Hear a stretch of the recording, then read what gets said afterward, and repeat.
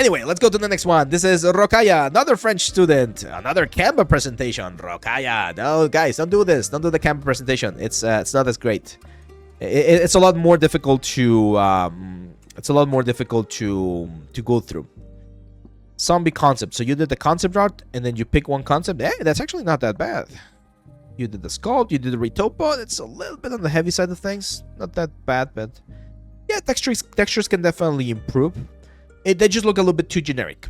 Like that would be my feedback with this one. The textures look too generic and the shader looks way too plasticky. Can you guys see how this shader looks like it's just like a plastic toy? That's something that you can change inside of marmosets. For instance, just adding a little bit of like what's the word? Just adding a little bit of surface scattering can go a long way. So you guys probably remember this character from a couple of streams ago. This is a character I've been working on my free time. I still need to like tweak some stuff and things.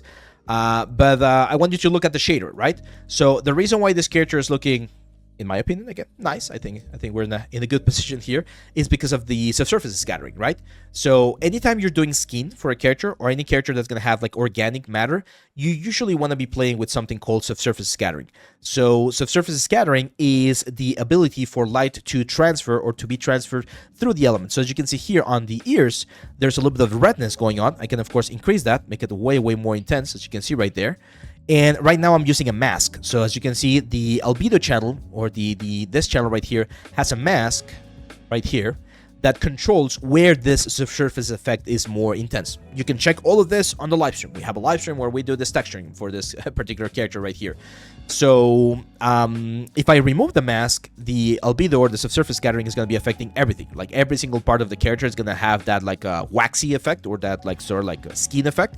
You don't want that. So we use this to define where we want this. And as you can see, we're going to have a little bit more on the ears, a little bit more on the nose, a little bit more on the lips. That's the kind of stuff that we control. And it's very important, because without subsurface scattering, the skin just looks plastic. Look at that.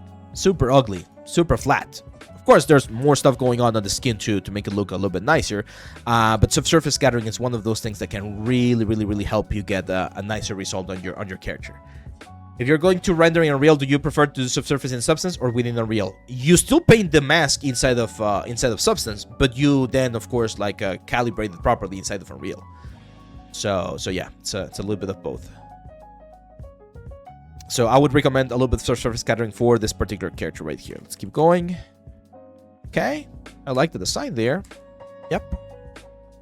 See, this is what bothers me quite a bit with doing your own design work. And this is why it's not always recommended to do your own design work and then transferring to 3D. The design here looks very interesting because it's this sort of like elongated character. Kind of reminds me of like the squids from Splatoon, right? But then you really chibi size this character. Like, look at the length of the arms. Look at the length of the legs. Like, these are not the proportions of this guy right here. I understand that you respected like the general vibe of the uniform and the different details, but this is absolutely not the concept that was like developed, right? And this is something that happens very frequently. When you do your own concept and then you need to transfer it to 3D, you sort of like give yourself the permission to change it. It's like, oh, well, it's my design. I'm going to change it because I kind of feel like it's this way now. But that's not how it works in the studio. If you are given this in the studio and then you do this, you're going to get fired. They're not going to like this. They're going to be really angry because these proportions right here are absolutely not these proportions right here. Not even this one's right here. So be very careful with that. That's why I personally prefer to pick a concept and then develop that so that you don't have the option to change things. There's always going to be small adjustments, right? Like things that are not going to transfer perfectly from a 2D to a 3D asset, but you want to respect the concept as much as you can. And this right here is not respecting it. In terms of the technical execution, again, the loops on the face, the topology, it's fine, but people are going to get angry because this does not match the concept. Samurai. It's not that bad.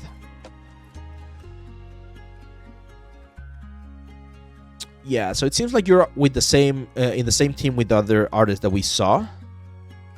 Again, your own concept. Oh, but you didn't finish it. Okay, so really use what I just mentioned, right? Like if you're gonna be doing this in a 3D realistic approach, make sure you follow the concept of the proportions as nice as possible, okay? Concept art Hera.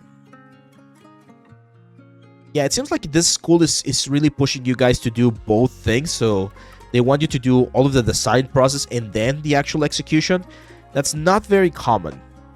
Good design though. Not a huge fan of the dress. Like that thing on her skirt looks a little bit weird. Let's see how you transform this.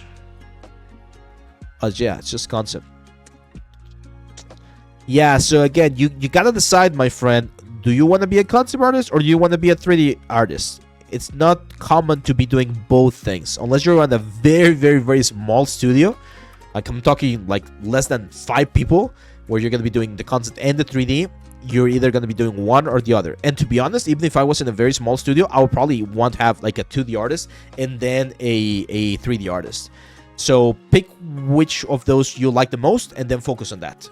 You have some good fundamentals on the 3D. I already mentioned the stuff that you need to be careful of, but yeah.